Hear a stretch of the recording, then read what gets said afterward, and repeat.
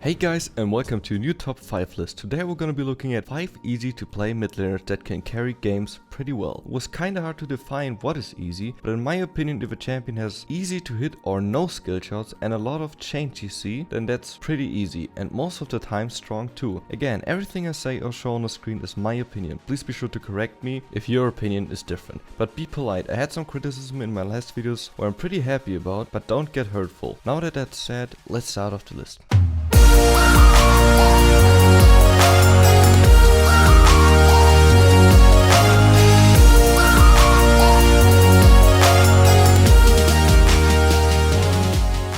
On my number 5 spot is gonna be Marta. I first thought about putting Brand here, but I think Marta is a little bit easier. He only has 2 skill shots, if you can call his W that, or cast, or whatever you want to call it. For his Q you kinda have to predict where the enemies are walking, but if you get the hang of that, then it's not that hard to hit it. His laning is pretty good. He can poke the enemy with his Q, and also his voidling that he gets from casting abilities, and also his annoying E ability, which also enables him to farm pretty damn well. Just put the E on the minions and auto hit them, then the E will jump over to the other minions when that one died. 1v1s in mid lane are pretty easy with Mals. If your laner is just a little bit low and you're level 6, you can just ult them directly and they can't do anything against that. Only if they counter pick you with cleanse, of course, but a lot of people don't tend to do that, and even with cleanse it works most of the time. Other than that, just try to land your Q, W and put your E on the enemy. For a build you can go Rod of Ages, Ludens, Liandris, Tournament, Rabadons and so on, just basic mage items. For masteries I picked Deathfire Touch because most of his abilities are over time.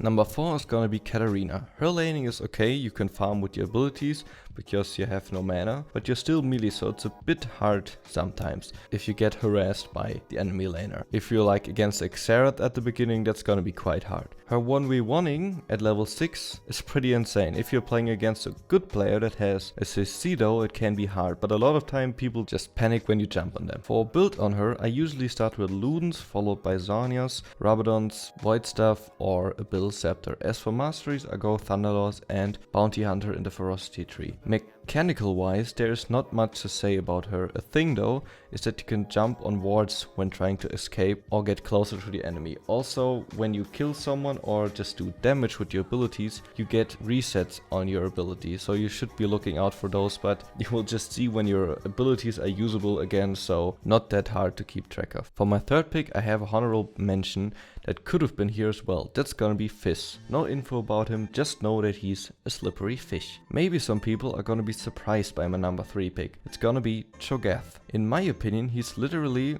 a mid lane monster. You could also play him on top lane, but if you get a Lux mid lane for example, it's just a big feast. If you do your combo, which is just scream at the enemy with your W and then knock them up with your Q, after that eat them with your ult, you should be pretty good on your lane.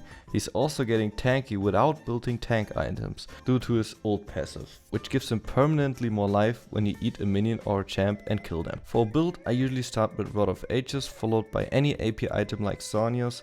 If you want to get more tanky and slow with your E-spikes, maybe a Riley's Crystal Scepter, and to combo even more, maybe a Liandris. If your team is lacking a tank, you can also decide to just buy tank items like Deadman's Blade, Spirit Visage, and so on. For masteries I pick Thunderlord and Oppressor again, as for most mid laners. Again on Chogath there's not much mechanical wise. On lane you just try to farm with your E-spikes, it's kinda nice sometimes, and also you get a little bit of health and mana back when killing minions, so that's nice too. I was kinda twisted if I should put Cho here, and I think they could be on the same spot, but if I give them separate spot, I can make a top 5 and not a top 4, which sounds weird. So now on the number 2 spot, Morgana. Her laning is pretty good. She can zone a bit with her W, get away from CC because of her E shield, her Q takes ages to get off again, and her ult is great for teamfighting but also for just 1v1ing. Combined with Zhonya's, it's even better. Mechanical wise, you only need to hit your Q and Zhonya's in your ult when the enemy are focusing you in a team fight. Zhonya's is the item I would build first. After that you can go to standard mage builds again like Unholy Grail, Rabadons, Liandris, Riley's, Ludens, Echo, Void Staff and so on. My number 1 pick is the most annoying 5-year-old since she has been released, Annie. There's only one thing you need to hit on Annie, and that is her ult and her W. And they both have such a big hit range. If you miss that, then you're just bad and shouldn't be playing any champions that have any kind of skill shot whatsoever. Her laning is pretty good. She can farm from afar because of her really high range. Whenever you get a stun because of your passive, you just stun the enemy with your Q and use your W. You can do that a couple of times until you can just kill them with this method, or also by just slamming your bear Tibris on their head. She's also amazing in teamfight. If you have your stun and ult ready,